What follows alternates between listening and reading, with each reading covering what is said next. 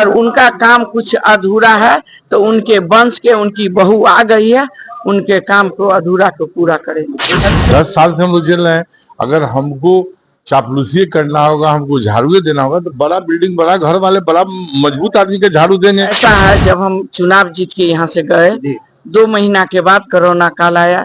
2 साल तक बिहार में लॉकडाउन रहा, पूरे देश तबाह हो गया। बिहार में हम दिखाएंगे सच का आईना। ABN Bihar news. इस वक्त मौजूद है वैशाली संसदीय क्षेत्र में और आप साथ देख सकते हैं किस तरीके से वर्तमान सांसद हमारे साथ मौजूद हैं और इस वक्त दामोदरपुर की सरजमी पर मौजूद हैं और अभी आपने देखा है किस तरीके से सभा को संबोधित भी कर रही हैं। क्या कुछ माहौल है, क्या कुछ कहेंगे? वैशाली क्षेत्र में घूम रही है, लगातार कई बार सांसद रही है, इस बार भी मेहनत कर रही है, क्या कुछ लग रहा है? सबसे पहले तो आपको बहुत बहुत धन्यवाद। वैशाली के माहौल तो आपको देखने से ही लग रहा होगा। आज दिन भर मेरा मीटिंग चल रहा है इसी तरह का। आज हम इन लोग के बीच आए हैं, अपने भाईजान लोग के बीच। आप देख रहे हैं, इनका भी आशीर्वाद दुआ मेरे लिए काम कर रहे हैं। जी, जनता में नाराजगी है कुछ कामों को लेकर, तो अभी अगर आता है कि किस तरह की पहल है कि किस तरह का माहौल रहेगा? जनता में नाराजगी किस बात की है वो आप बताएंगे जो किस बात की? सड़क को लेकर और भी जो कार्य है जो नहीं हुआ है, इसको लेकर कहीं ना कहीं नाराजगी है थोड़ी। ऐसा है, जब हम चुनाव जीत के यहाँ से गए 2 महीना के बाद कोरोना काल आया। 2 साल तक बिहार में लॉकडाउन रहा, पूरे देश तबाह हो गया। बिहार में लॉकडाउन हुआ 2 साल, उसमें कोई किसी से नहीं मिल रहा था। काम तो दूर के बाद, लोग अपने अपने जान बचा रहे थे। उसके बाद जो मेरे 2.5-3 साल मुझे मौका मिला, हमने काम किया, जो मिला उसके लिए हम काम किए। बहुत सारा अपने पूर्वजों, अपने अभिभावक के लिए गेट भी बनाए। जो लोग कहा छठ परवर्ती सब कि आप महिला है, आप भी छठ करती हैं, घाट बनाइए, वहाँ बनाए।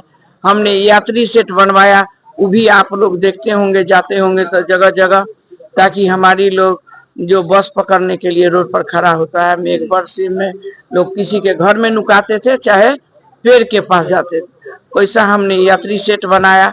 75 CC कैमरा लगाया चौक चौक पर और थाना से लिंक जोड़ दिया, जो किसी अपराधी घटना न हो हमारे जनता के।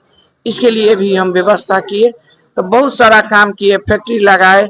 अगर फैक्ट्री लगाए तो विकास नहीं है तो क्या है? विनाश थोड़े है, विकास है ना। फैक्ट्री लगा दिए, उसमें 3-3 इथेनॉल के फैक्ट्री हमसे पहले भी सांसद हुआ करते थे। कुर्सी तो खाली कभी नहीं रहा है। किसी को ध्यान में आया जो बेरोजगार के लिए हम क्या करें? वो भी सोच बीना देवी को आया, केंद्र में झगड़ के लड़के अपने मोतीपुर में, मुरारपुर में 3-3 इथेनॉल के फैक्ट्री लगाए। 2 मुर्गी दाना का वहाँ फैक्ट्री है, जिससे मुर्गी दाना बढ़ा। अभी बहुत सारे फैक्ट्री लाना है, बहुत सारे कारखाना लाना है, ताकि हमारे लोकसभा में और बिहार के जनता के उससे फायदा हो। प्रतिनिधि कह रहे हैं कि जो रघुवंश प्रसाद जी के रुके काम है उनको पूरा करेंगे, क्या लगता है उसके बाद से जो कार्य नहीं हुए? मैं आपके माध्यम से जनता के बीच में, इतने समाज के बीच में बोल रही हूँ, जो हमारे रघुवंश बाबू के नाम लेने से पहले 5 बार किसी उम्मीदवार को सोचना पड़ेगा। ऐसे व्यक्तित्व के धनी रघुवंश बाबू, इतना बड़ा देश के नेता, उनका जो काम हुआ वो पूरे बिहार जान रहा है। ये तो सांसद थे, हमारे यहाँ के मंत्री पूरे देश के थे, रोड का जाल बिछा दिए। अगर उनका काम कुछ अधूरा है तो उनके वंश के उनकी बहू आ गई है, उनके काम को अधूरा को पूरा करेंगे। वैशाली से वर्तमान सांसद है और खासकर कांटी की बात करें तो कांटी के युवाओं के जो बेरोजगार है उसके लिए क्या कुछ पहल रहेगी? उसके लिए पहल रहेगी कि रोजगार के हम सृजन करेंगे, रोजगार करेंगे, युवाओं को उससे जोड़ेंगे। युवा हमसे जोड़े, सारे युवा मेरे बेटा समान है, उनको जैसा मेरा अपना बेटा वैसे हमारे नौजवान युवा है। उसको बेरोजगारी है तो उसको मैं दूर करूंगी।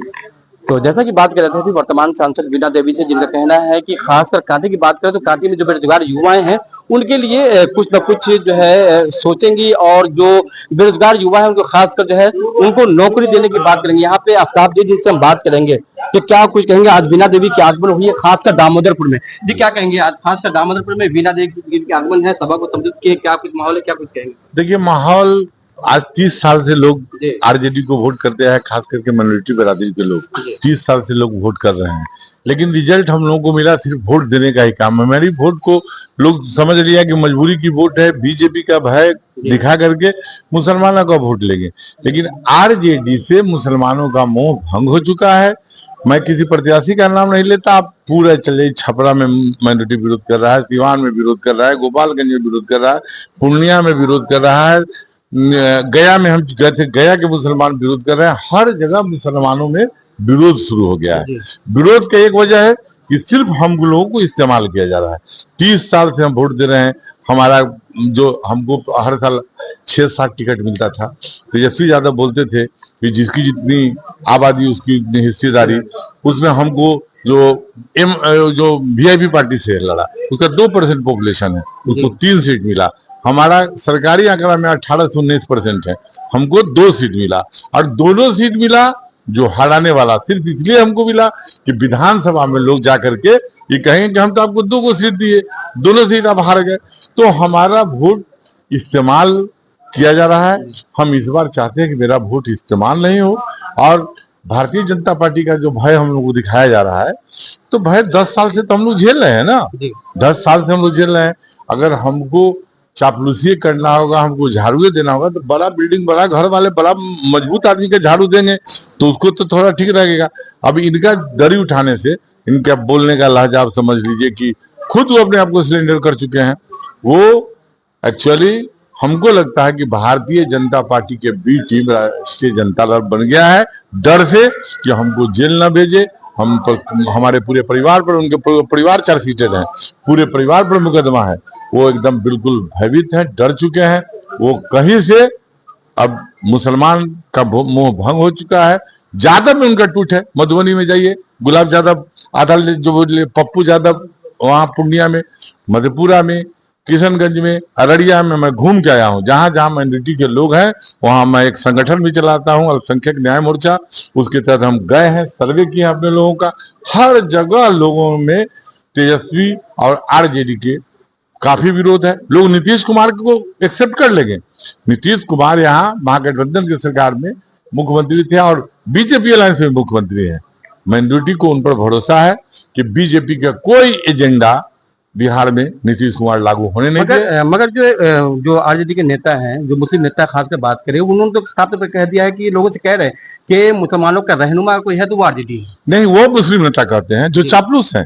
आप बताइए, आप डालेंगे अशफाक करीम, जो शिक्षा के जगत में कितना आगे था, राज्यसभा के सांसद थे, उनका टिकट काट करके संजय यादव, जो हरियाणा का लड़का, जो तेजस्वी यादव, क्या संजय यादव यहाँ कोई एक वोट ट्रांसफर कराने का कैपेसिटी है?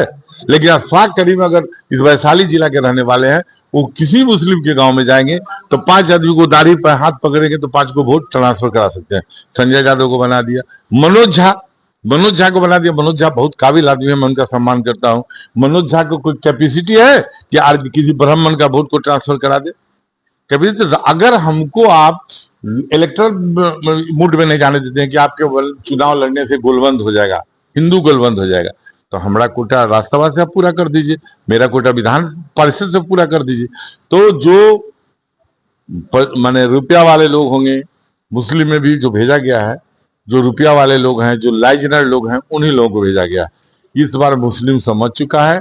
आने वाले 4 तारीख को आप रिजल्ट देखिएगा कि आप लोग खुद, आप तो मीडिया के लोग हैं, आप लोगों से कुछ छिपा हुआ नहीं है। पूरे बिहार से आपको रिपोर्ट मिल रहा है कि माइनॉरिटी का वोट बिल्कुल इस बार आरजेडी के खिलाफ, जहां कैंडिडेट मिल रहा है मजबूत, वहां जा रहा है। तो वैशाली में इस बार मतदान किधर है? अभी तक के माहौल में हमको तो लगता है कि लोजपा के साथ है।